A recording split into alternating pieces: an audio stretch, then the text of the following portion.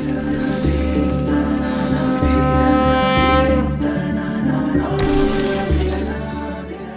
શ્રી સ્વામિનારાયણ. વહાલા ભક્તો, ભગવાન શ્રી સ્વામિનારાયણ દીક્ષિત નંદ સંત જીવન ચરિત્ર પરમહંસ ગાથા ભાગ પહેલો. એક સમયે છપૈયામાં દશેરાના દિવસે ત્રીજા પહોરને સમયે ધર્મદેવ પોતે પોતાના 3 પુત્રો સહિત આંગણામાં આંબલીના વૃક્ષ નીચે ચોતરા ઉપર જાજમ પાથરીને બેઠા હતા. તે સમયે વશરામ તરવાડી, મોતી તરવાડી આદિ 2-4 જણા ભેગા થઈ ધર્મદેવની પાસે આવ્યા અને પૂછ્યું કે હે હરિપ્રસાદજી, આ દશેરાના દિવસે લોકમાં રાજા હોય તે ખીજડાનું પૂજન કરે છે, તેનું શું કારણ હશે? ત્યારે ધર્મદેવ કહે, સાંભળો, 5 પાંડવો વનમાં ગયા હતા. તેમને 12 વર્ષ વનમાં રહેવું અને 1 વર્ષ ગુપ્ત રહેવું એવો ઠરાવ હતો. તેથી 12 વર્ષ વનમાં પૂરા કર્યા અને પછી 1 વર્ષ ગુપ્ત રહેવા માટે પોતાના સર્વ હથિયાર વનમાં ખીજડાના વૃક્ષ ઉપર મૂક્યા અને પોતાનો વેશ બદલી વિરાટ નગરી, જે હાલ ધોળકા તરીકે એ પ્રદેશ ગણાય છે, એ વિરાટ રાજાને ત્યાં રહેવા ગયા. જ્યારે વર્ષ પૂરું થયું ત્યારે ખીજડાની પૂજા કરીને પોતાના હથિયાર પોતે લીધા છે. તે દિવસથી વર્ષ આ દશેરાના દિવસે રાજા વગેરે શસ્ત્ર ધારણ કરનારા જે હોય તે ખીજડાનું પૂજન કરે છે.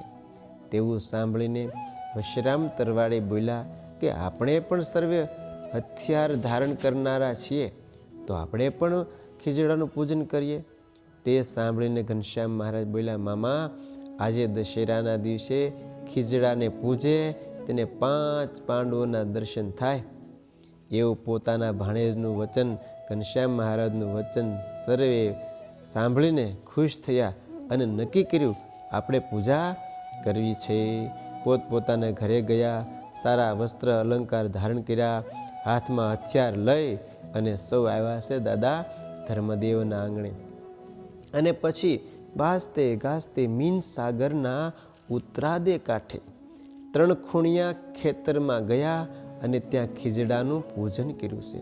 અને એ સમયે ઘનશ્યામ મહારાજના દર્શન કરવા વિમાનો લઈને અનંત મુક્તો આવ્યા છે. એ ભાઈ, ભગવાનના ધામના સર્વે મુક્તો આવ્યા છે અને સૌએ ઘનશ્યામ મહારાજની પ્રાર્થના કરી છે. અને ઘનશ્યામ મહારાજની પ્રાર્થના કરી છે સર્વે મુક્તોને ધર્મદેવે પ્રસન્ન થઈને જેવો ઘટે તેવો સત્કાર કર્યો છે, બ્રાહ્મણોને દક્ષિણાઓ આપી છે.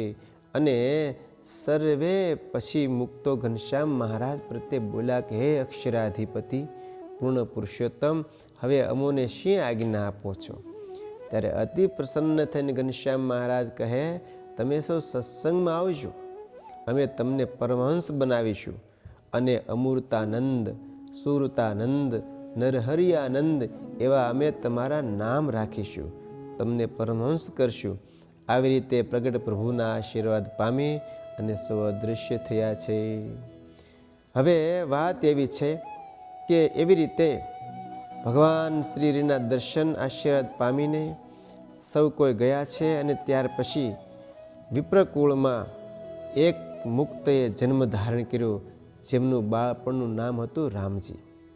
નાનપણથી જ પૂર્વના સંસ્કારના કારણે ભક્તિના રંગે રંગાયા. તેઓ શ્રી કૃષ્ણ ભગવાનની ઉપાસના ભક્તિ કરતા હતા. બાળપણથી જ સંત સેવા અને સમાગમ એમાં પોતે બહુ રુચિ રાખતા. બંગાળના બાવળા ગામના રામજી વિપ્રની ભક્તિ પ્રેમ મૂર્તિ પ્રેમાનંદ સ્વામી ધ્યાન મંજરીમાં કહે છે, નરહરિયા નંદનાથ કુ પ્યારા, ધર્મ નંદન ધર્મ ઉરધારા.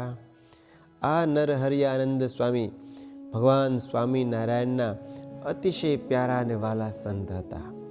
નરરૂપે વિચરતા નારાયણને ઓળખીને તેને જીવન સમર્પણ કરનારા એ સંત સ્વામી ક્યાં જન્મ્યા હતા, કેવી રીતે તે સંત થયા અને સત્સંગમાં તેમનું શું યોગદાન આપ્યું છે તે હવે આપણે સમજીશું. સહજાનંદ સ્વામી મહારાજની જય.